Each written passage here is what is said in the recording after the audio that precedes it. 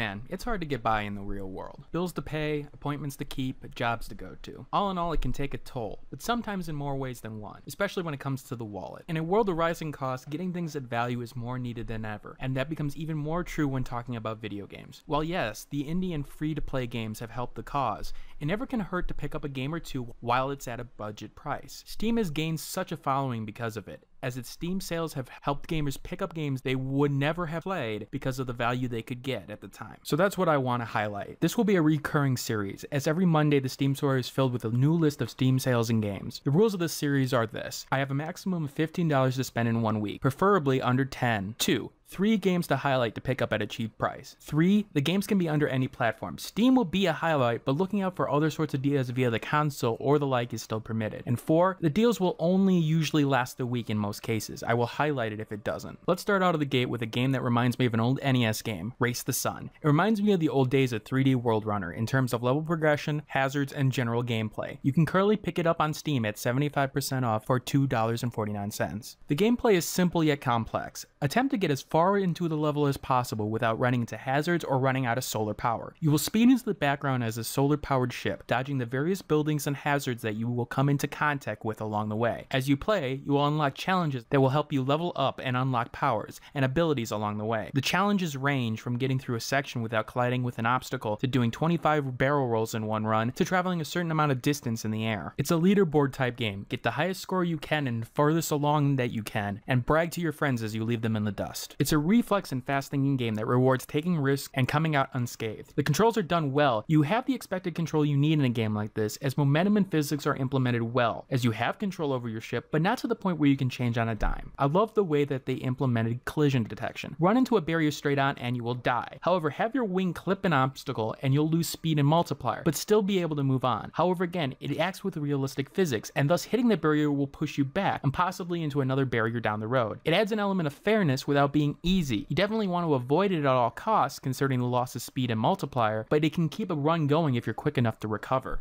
The art style is simplistic yet very well done, and the music that plays in the background fits the style the game it has going for it. But what's gold in this game is the quick yet addictive gameplay. You can play it easy, going for big open spaces, but you'll find that eventually you'll run out of solar power and crawl to a stop. There are more difficult power-ups that are in tight spaces or only can be gotten using power-ups at the right time, but will reward you with fast reflexes and planning your run with where you want to go and how you want to attack the course. It's got the balance to be a pick up and have fun for 20 minutes kind of game, or a game you sink an hour into trying to beat your last score at. You'll get more than enough value out of this game for $2.50. Next is a bullet hell game by the name of Scoregasm, which is on Steam right now for $2.50. You think you've played one bullet hell game, you've played them all, but Scoregasm twists the formula to me a little bit. Granted, the elements are here at the core, dodging a lot of enemies while shooting everything in sight. However, there were elements that drew my attention when I started playing it. The game field you fight on varies depending on the level, as you can be in circles, squares, or various other shapes. Monsters will spawn on your sides and you'll have to avoid them like the plague. Take one hit and you're dead. And in some levels you'll feel overwhelmed with all that's on screen. However, you got one major tool in your arsenal. You notice the circle attachment that's around your ship. Within that circle you have the ability to knock out anything in that range with a blast. This includes bullets. So getting into a hairy situation, you can give yourself some room with that. Now, it's not a one-time use. You can use it several times in a row. However, use it too much and you'll be without it and defenseless for a period of time. It definitely adds an element of challenge to it, as the screen will fill up very quickly. You can get combos going for killing that will up your power and makes a difference at the end of a stage. The difficulty of the next stage can be chosen by you, if you unlocked it via the combo system. Levels are not in a strictly linear format. At the end of the stage, you have a choice of which level to go to next. The insane missions? Yeah, they are insane. You do have a couple of lives to protect against some of the deaths, but not that many. While not graphically the greatest of games, the colorful nature of the game does play well. It does remind me of some old arcade shooters. If you're looking for a challenge and are looking for a new bullet shooter to play, or something to play quickly for brief periods of time, look at Scoregasm. You won't be disappointed. Lastly is a game that I bought for a second time, because I apparently can't find my Xbox 360 version of it.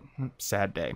But being only $5, it was worth it to get the footage I needed. Enslaved Odyssey to the West is a criminally overlooked title by Ninja Theory, who have made reasonably done mechanic action games with DMC Devil May Cry and Heavenly Sword. The game is heavily influenced by the Journey to the West tale, reworked and imagined in a post-apocalyptic world, where humans are attempting to survive from the war machines left over from a global war. You play as Monkey, a sort of nomad and loner in the world who's learned to defend himself in any way he can. He runs in the trip, and is forced to be at her side via a slave headband. If Monkey goes too far from her counterpart, the device will activate, bringing Monkey to an unfortunate end. The game plays out in 2 sections, platforming sections similar to Uncharted, and combat. Combat and platforming is solid, with little problems here and there, but nothing too problematic. It's not the major strength of the game, it's solid mind you, but nothing earth-shattering. The game does well with the pair in and out of combat, as Trip's technical prowess can help make areas easier with protecting mines or disabling mechs for a period of time, while Monkey gets in there and does the damage. It keeps you interested and does well in pacing the game out with the puzzles you encounter as well as the boss fights you will go through. There is an upgrade system for Monkey as well, as you'll be able to unlock new abilities and combos